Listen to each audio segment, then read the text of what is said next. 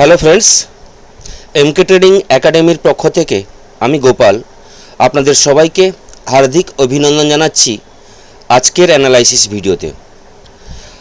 আজ 2 জুন মঙ্গলবার, নিফটির এক্সপায়ারি। আজকে আমরা দেখলাম কালকে যেভাবে আমি অ্যানালাইসিস করেছিলাম যে পিসিআর 0.49-এর কাছাকাছি কালকে পিসিআর আমরা চেক করেছিলাম এবং আমি ইনফর্ম করেছিলাম ভিডিওতে এবং টেলিগ্রামে যে মর্নিংয়ে ওপেনিংয়ের সাথে সাথে সেখান থেকে কোনো ডাউন সাইডে ট্রেড না নিতে, কারণ পিসিআর যেখানে আছে সেখান থেকে পিসিআর অনুযায়ী মার্কেট একটা রিকভারি আসবে। মিনিমাম পিসিআর 0.60-0.65কে নিয়ে যাবে, তারপর আমরা লাইভ মার্কেটে কোনো না কোনো ভিউ তৈরি করব এবং সেইভাবে আমরা স্ট্র্যাটেজি তৈরি করব। যেভাবে বলেছিলাম আজকে মর্নিংয়ে সেভাবেই কিন্তু আজকে মার্কেটে মুভমেন্ট আমরা দেখতে পেয়েছি এবং সকালে একদম বলেছিলাম যেখানে নিফটি 23,229-এর কাছাকাছি ওপেনিং হয়েছিল। বলতে গেলে আমাদের যে বড় সাপোর্ট ছিল 23,300, 23,350, 23,260, তার অনেকটাই নিচে নিফটি ওপেন হয়েছিল। তা সত্ত্বেও আমি বলেছিলাম ডাউন সাইডে ট্রেড নিতে না। তার কারণ আজকে আপনারা দেখতে পেয়েছেন লাইভ মার্কেটে কিভাবে মার্কেট সেই জায়গা থেকে যেখানে ওপেন হয়েছিল সেই জায়গা থেকে ধীরে ধীরে করে রিকভারি নেওয়ার চেষ্টা করেছে। যদিও ফার্স্ট হাফ একটা রেঞ্জের মধ্যে ট্রেড করেছে। ফার্স্ট হাফে অ্যাকচুয়ালি দেখতে গেলে বড় মুভমেন্ট কিছু আসেনি। ফার্স্ট হাফে রেঞ্জ ট্রেড করেছে এবং ম্যাক্সিমাম ফার্স্ট হাফে প্রিমিয়াম মিটিংটা করেছে। যখনই বেলা গড়ায় অর্থাৎ 12:30টার পর এবং সেকেন্ড হাফ শুরু হওয়ার সঙ্গে সঙ্গে মার্কেটে শার্প একটা র্যালি আসে, আমরা বাউন্স দেখতে পাই এবং যেখানে বলতে গেলে 23,270-এর কাছ থেকে মার্কেটে একটা হিউজ বাইং আমরা দেখতে পাই এবং সেখান থেকে কন্টিনিউ বাইং এবং পরপর প্রতিটা ক্যান্ডেল বলতে গেলে গ্রিন আমরা দেখতে পাই এবং সেখান থেকে নিফটি আজকের হাই তৈরি করেছিল 23,556 এবং ক্লোজিং দিয়েছে 23,483-র কাছাকাছি। নিফটি আজকে ক্লোজিং দিয়েছে 100 পয়েন্ট নিফটি ক্লোজিং দিয়েছে। Bank Nifty 71 point positive closing. Sensex 382 point positive closing দিয়েছে। কালকে বুধবার ওভারঅল মার্কেটে কিভাবে কালকে ট্রেড হতে পারে, নিফটিতে আমরা প্ল্যান কিভাবে কালকে করব, কালকে ট্রেডিং প্ল্যান কি হবে, গ্লোবাল মার্কেট কি ইঙ্গিত দিচ্ছে, সমস্ত কিছুই আলোচনা করব। আলোচনায় যাওয়ার আগে প্রত্যেককে রিকোয়েস্ট করব ডিসক্লেমার অবশ্যই প্রত্যেকে পড়ে নেবেন, কারণ এখানে যা কিছু ইনফরমেশন আমি প্রোভাইড করছি এটা আমার ব্যক্তিগত মতামত এবং এখানে যা শেয়ার করছি এডুকেশন এবং লার্নিং পারপাসের জন্য। এবার চলুন তাহলে যাওয়া যাক নিফটির ডেলি অ্যানালাইসিসে। নিফটির একটা 30 মিনিটের টাইম ফ্রেমে আমি চার্টে লাগিয়েছি। সেখানে দেখুন ফার্স্ট ক্যান্ডেল আজকের, একটু টাইম নেব আজকের অ্যানালাইসিস করতে গিয়ে, কারণ আজকে কিভাবে ট্রেড হয়েছে সেটা একটু আপনাদের সঙ্গে শেয়ার করব। ফার্স্ট ক্যান্ডেল দেখুন আজকের লো 23,229 এবং ফার্স্ট ক্যান্ডেলটা যদি আপনারা খেয়াল করেন তাহলে দেখতে পাবেন আজকের লো এবং ওপেনিং। আপনি সে 5 মিনিটের ক্যান্ডেল লাগান, আপনি 30 মিনিটের ক্যান্ডেল ইউজ করুন, 1 ঘন্টার ক্যান্ডেল ইউজ করুন, 4 ঘন্টার ক্যান্ডেল ইউজ করুন, ডেলি টাইম ফ্রেমে ইউজ করুন। আজকের ওপেনিং এবং লো ইকুয়াল। যারা আমার স্টুডেন্ট আছেন প্রত্যেকেই জানেন ওপেনিং এবং লোয়ের সিকোয়েন্সে কি স্ট্র্যাটেজি হয় এবং যে সেই স্ট্র্যাটেজি নিয়ে যারা ট্রেড নিয়েছেন আশা করি খুব ভালো প্রফিট নিতে পেরেছেন এবং ফ্রি টেলিগ্রামে যথারীতিভাবে প্রতিটা পয়েন্ট আমি আপনাদের সঙ্গে শেয়ার করেছিলাম। 23,350, 23,330-এর উপরে আমি ইনফর্মও করেছিলাম মার্কেটে বড় মুভমেন্ট আসবে বা পজিটিভ মুভমেন্ট আসবে এবং 23,250-এর পরেই বলেছিলাম সেখান থেকে ডাউনফলের জন্য আমরা ট্রেড নিতে পারি এবং কালকের ডেটে আমি বলেছিলাম মার্কেট যদি গ্যাপ ডাউন ওপেনিং হয় 23,300, 23,260 লেভেল ব্রেক করে গেলেও আজকে ক্লোজিং কোথায় হচ্ছে সেটা কিন্তু বড় ব্যাপার। কারণ হচ্ছে 23,300, 23,350 জোনটা খুব বড় সাপোর্ট জোন ডেলি টাইম ফ্রেমে। এই জোনটাকে ব্রেক করে থাকাটা খুব টাফ আছে, কারণ এই জায়গায় বায়ার কিন্তু হিউজ পরিমাণে আছে, বায়ার কিন্তু চেষ্টা করবে। যথারীতিভাবে আজকের লাইভ মার্কেটে আমরা দেখতে পেরেছি যে 23,300 লেভেলটা ব্রেক করে গেলেও সেখান থেকে আজকে লো দেখেছিলাম এবং সেখান থেকে রিকভারি আমরা দেখতে পেয়েছি এবং 23,350-এর উপরে মার্কেট আবার চলে আসে এবং 23,500-র উপরে নিফটি ক্লোজিং দেয়। বিশেষ করে সেকেন্ড হাফে 23,330-40 লেভেলটা ব্রেক করার পর কন্টিনিউ কিন্তু একটা শার্প বাইং আমরা দেখতে পাই, যেখান থেকে হিউজ পরিমাণে কিন্তু বাইং হয়েছে এবং সেখানে মার্কেট 23,550 যে 23,550-এর যে লেভেলটা সেটাও কিন্তু আমরা দেখতে পেয়েছিলাম এবং 23,500-র কাছাকাছি একটা নিফটি আজকে ক্লোজিং দেখতে পেয়েছি। তো কালকের যদি আমরা প্ল্যান করতে চাই নিফটিতে, তাহলে আমার ফার্স্ট যে পদক্ষেপ থাকা উচিত আজকের যে হাই 23,550 এর উপরে যদি নিফটি স্টে করতে পারে মিনিমাম 5 মিনিট, তাহলে সেখান থেকে একটা পজিটিভ ভিউ নিয়ে আমরা ট্রেড করতে পারি, যেখানে নিফটির ফার্স্ট টার্গেট থাকবে 23,620। 23,600 থেকে 23,620 জোন একটা নিফটির কাছে পেন্ডিং আছে, যেটা আজকে যাওয়ার কথা ছিল, যে কোনো কারণে নিফটি আজকে সেই জায়গায় পৌঁছতে পারেনি। তো 23,620 এই জোনটা কালকে কিন্তু একবার আমরা দেখতে পাবো।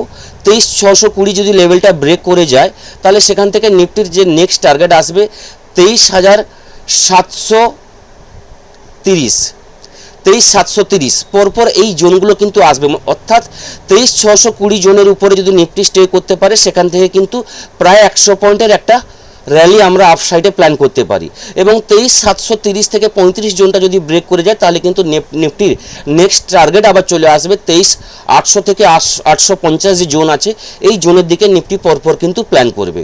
তো কালকে আমাদের ফার্স্ট প্ল্যান থাকবে 23,550-এর উপরে নিফটি স্টে করলে আমাদের ফার্স্ট প্ল্যান থাকবে স্ক্যালপিং ট্রেডিং থাকবে 23,620-র জন্য এবং 23,620 এলে আমরা সেখানে প্রফিট বুকিং করব। তারপর দেখব সেখান থেকে কোনো রিটেস্ট করে যদি আবার 23,620 লেভেলটা ব্রেক করে যায়, তাহলে কিন্তু সেখান থেকে আমরা আবার পজিটিভলি ট্রেড নেব, যেখানে টার্গেট রাখবো 23,700 থেকে 740-এর জন্য আমরা প্ল্যান করব এবং 23,740 লেভেলটা ব্রেক করে গেলে 23,800 850-এর জন্য পরপর কিন্তু আমরা প্ল্যান করব। এইভাবে কালকে আমাদের আপসাইডের জন্য প্ল্যান থাকবে। এবার যদি ডাউন সাইডের দিকে প্ল্যান নিতে চাই, তাহলে বলবো নিফটিতে 23,500 একটু যদি আমরা সেভ নিতে চাই, তাহলে বলবো 23,480 23,480 লেভেলটা ব্রেক করে গেলে সেখান থেকে ডাউনের দিকে আমরা স্ক্যালপিং ট্রেড নিতে পারি, যেখানে নিফটির ফার্স্ট টার্গেট থাকবে লাস্ট যে সুইং লো, অর্থাৎ 23,430 23,430 নিফটির কাছে একটা সাপোর্ট আমাদের কালকে আমরা কিন্তু দেখতে পাবো, কারণ এই জায়গা থেকে লাস্ট সুইং একটা আমরা দেখেছিলাম। তো 23,430 এলে এখানে আমাদের সেলিংয়ের যদি আমাদের কোনো ট্রেড থাকে, একবার কিন্তু প্রফিট বুকিং করে না অবশ্যই উচিত। এখান থেকে বাইরে কিন্তু একটা আমরা আবার কিন্তু একটা অ্যাক্টিভিটি এখান থেকে দেখতে পাবো। যদি বাই চান্স এখান থেকে বাউন্স নিয়ে রিটেস্ট করে আবার 23,430 লেভেলটা ব্রেক করে যায় ডাউনের দিকে, তাহলে সেখান থেকে আমাদের নেক্সট টার্গেট চলে আসবে 23,330 থেকে 23,350-এর একটা টার্গেট চলে আসবে। এই জায়গার দিকে নিফটি পরপর আসবে এবং 23,350-এর নিচে যদি ক্লোজিং দেয় মিনিমাম 5 মিনিটের কোনো স্ট্রং ক্যান্ডেল, তাহলে কিন্তু পরপর কিন্তু 23,250 23,260 এই লেভেলগুলো পরপর কিন্তু আমরা দেখতে পাবো। ওভারঅল আজকে যেভাবে ট্রেড করেছে, আমার যেটা মনে হয় কালকে একটা পজিটিভ মার্কেটে লাইভ মার্কেটে আমরা পজিটিভ সেশন দেখতে পারি। 23,550-এর উপরে থাকলে নিফটি কালকে ট্রাই করবে 23,620 23,700-র দিকে কিন্তু পরপর কিন্তু একটা পজিটিভলি র্যালি হওয়ার চেষ্টা করবে এবং যদি সেভাবে কোনো নেগেটিভ নিউজ না থাকে, ইউএস ইরান নিয়ে কোনো নেগেটিভ নিউজ না থাকে, তাহলে কালকে কিন্তু একটা পজিটিভ র্যালি বা ডিপ অন বাইয়ের ভিউ কালকে নিফটিতে কিন্তু আমরা দেখতে পারি। ওভারঅল আজকে নিফটি যদি আমরা দেখি পজিটিভ র্যালি হওয়ার কারণে বা সেন্সেক্সের পজিটিভ র্যালি হওয়ার কারণে যে সেক্টর আমাদের হেল্প করেছে দেখতে গেলে, নিফটি আইটি সেক্টর প্রচণ্ডভাবে হেল্প করেছে, কারণ নিফটি আইটি সেক্টর আজকে বলতে গেলে প্রায় 4%-এর উপরে কিন্তু পজিটিভ ছিল, যেখানে বলতে গেলে 1,262 পয়েন্ট পজিটিভলি আজকে ট্রেড করেছে। আইটি সেক্টরের সমস্ত স্টক আজকে কিন্তু পজিটিভলি ট্রেড করেছে। ওভারঅল সেক্টর ওয়াইজ যদি আমরা দেখি, তাহলে ফার্মা সেক্টর একমাত্র 260 পয়েন্ট নেগেটিভ ক্লোজিং দিয়েছে এবং mid cap 24 point negative closing দিয়েছে, না হলে বাকি ওভারঅল সেক্টরগুলো পজিটিভলি ট্রেড করেছে এবং প্রতিটা ইন্ডেক্সকে কিন্তু হেল্প করেছে। সেভাবে ব্যাঙ্ক নিফটি এতটাভাবে কিন্তু মুভমেন্ট করেনি। Bank Nifty 71 point positively closing দিয়েছে এবং ব্যাঙ্ক নিফটির ক্ষেত্রে বলবো ব্যাঙ্ক নিফটি কারণ হচ্ছে আইটি সেক্টর পজিটিভ ছিল, ব্যাঙ্কিং সেক্টর এতটা আজকে মুভমেন্ট করেনি। ব্যাঙ্ক নিফটির কাছে কালকের জন্য যে লেভেল থাকবে বলতে গেলে 53,900 লেভেলটা, 53,900 লেভেলটা যদি ব্রেক করে যায় তাহলে সেখানে ব্যাঙ্ক নিফটিতে আমরা 54,000-এর লেভেল এবং 54,500-র জন্য কিন্তু ব্যাঙ্ক নিফটিতে পরপর কিন্তু প্ল্যান করব। এবং ব্যাঙ্ক নিফটির ক্ষেত্রে বলে রাখি 53,600 লেভেলটা যদি ব্রেক করে যায় তাহলে সেখান থেকে ডাউনের দিকে আমরা ট্রেড করব, যেখানে ব্যাঙ্ক নিফটিতে 53,500 এবং 53,200, 53,000 এই লেভেলগুলো কিন্তু পরপর কিন্তু আসবে। ব্যাঙ্ক নিফটিতে বলবো 53,900 এবং 53,600 এই দুটো লেভেল কিন্তু মাথা রেখে কিন্তু ট্রেড করতে হবে। এবার যদি সেন্সেক্সের ক্ষেত্রে একটু অ্যানালাইসিস করি, সেন্সেক্স বলবো নিফটির মতো কিন্তু আজকে সেন্সেক্সে ভালো ট্রেড হয়েছে। সেকেন্ড হাফে বিশেষ করে একটা ভালো বাউন্স আমরা দেখতে পেয়েছি সেন্সেক্সে, যেখানে 74,000-এর লেভেল থেকে 74,800-900 পর্যন্ত একটা সেন্সেক্সে আজকে হাই দেখতে পেয়েছিলাম। সেন্সেক্সের আজকে হাই ছিল 74,862, 74,000-এর কাছ থেকে প্রায় 700-800 পয়েন্টের একটা র্যালি আমরা কিন্তু ওভারঅল সেন্সেক্সে আমরা দেখেছি। তো সেন্সেক্সের জন্য কালকে প্ল্যান থাকবে 74,000, যেখানে আজকে ক্লোজিং দিচ্ছে 74,750, এর উপরে থাকলে সেন্সেক্সেও কালকে কিন্তু আমরা পজিটিভলি ট্রেড নিতে পারি, যেখানে 74,750-এর উপরে নেক্সট টার্গেট থাকবে 75,000, সেকেন্ড টার্গেট থাকবে 75,200 এবং 75,400 এবং 75,600 এই লেভেলগুলোর জন্য পরপর কিন্তু সেন্সেক্সে আমরা কিন্তু প্ল্যান করব আপসাইডের জন্য। এবার যদি সেন্সেক্সের ডাউনের দিকে ট্রেড নিতে চাই তাহলে বলবো 74,500, 74,500 লেভেলটা ব্রেক করে গেলে সেন্সেক্সে ডাউনের দিকে আমরা ট্রেড নেব। ফার্স্ট টার্গেট থাকবে 74,300, সেকেন্ড টার্গেট থাকবে 74,000 এবং 74,000 একটা বড় সাপোর্ট জোন সেন্সেক্সের কাছে, এটা মাথায় রেখে ট্রেড করতে হবে। যদি কোনো কারণে 74,000 লেভেলটা ব্রেক করে যায় তাহলে কিন্তু আরও বড় ফল দেখব এবং ওভারঅল ক্লোজিং দেখতে হবে, কারণ তারপরের দিন সেন্সেক্সে কিন্তু এক্সপায়ারি আছে। তো নিফটির মতো কালকেরও আমার ভিউ থাকবে সেন্সেক্সে একটা পজিটিভ র্যালি কিন্তু কালকেও কিন্তু আমরা সেন্সেক্সে দেখতে পারি। এবার যদি গ্লোবাল মার্কেট আমরা দেখি, এই মুহূর্তে গ্লোবাল মার্কেট কি ইঙ্গিত দিচ্ছে বা গ্লোবাল ইন্ডেক্সগুলো ফিউচারে কোন জায়গায় ট্রেড করছে সেটা কিন্তু একটু আমাদের কাছে ক্লিয়ার হয়ে যাবে। যদি ইউএস মার্কেট আমরা দেখতে চাই তাহলে দেখে নিচ্ছি, তার আগে এফআইদের ডেটা দেখে নিই। আজকে এফআইরা সেলিং করেছে 7,823 কোটি টাকার সেলিং করেছে, ডিআইরা আজকে 9,057 কোটি টাকার বাইং করেছে। ওভারঅল যে ফিগার এফআইদের, তাহলে এফআইদের কিন্তু কন্টিনিউ সেলিং কিন্তু অব্যাহত আছে। তো এটা প্রতিদিন আপনাদের সঙ্গে আমি শেয়ার করছি যে এফআইদের সেলিং যদি বন্ধ না হয় তাহলে কিন্তু, বা সেলিংটা যদি কম না হয় তাহলে কিন্তু মার্কেটে ওভারঅল কিন্তু একটা নেগেটিভ নিউজ কিন্তু সবসময় আমাদের মাথার মধ্যে থাকবে বা নেগেটিভ একটা সেন্টিমেন্ট সবসময় কাজ করবে। ইউএস মার্কেট যদি এই মুহূর্তে দেখি, দাউ 80 পয়েন্ট নেগেটিভে ট্রেড করছে ফিউচারে, ন্যাসড্যাক 20 পয়েন্ট পজিটিভ, দাউ 70 point, euro market overall positive.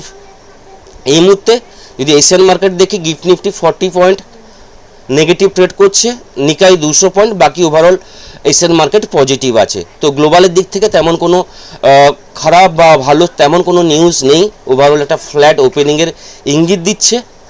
এবার যদি কমোডিটিস মার্কেট দেখি তাহলে ব্রেন্ট ক্রুড অয়েল 94.78, অর্থাৎ যে জায়গায় আজকে আমরা দেখেছি পুরো দিন ব্রেন্ট ক্রুড অয়েল 94, 95, 93 এই রেঞ্জের মধ্যে ঘোরাঘুরি করতে, তো এখনও সেই জায়গায় দাঁড়িয়ে আছে। ওভারঅল দেখার কাল মর্নিং আমাদের মার্কেট ওপেন হওয়া পর্যন্ত ক্রুড অয়েলের রেটটা কোন জায়গায় থাকে। যদি 95-এর উপরে যায় তাহলে কিন্তু ওভারঅল একটা সেলিং প্রেশার থাকবে, মার্কেটে রিকভারি হলেও একটা সেলিংয়ের প্রেশার থাকবে। এবং যদি পরপর এই রেটটা কমতে থাকে 92, 91-এর দিকে যায় তাহলে কিন্তু যেই ভিউটা আমি বলছি একটা পজিটিভ র্যালি একটা কিন্তু কালকেও আমরা কিন্তু দেখতে পারবো, বা ডিপ অন বাইয়ের ভিউ কালকে আমরা দেখতে পাবো।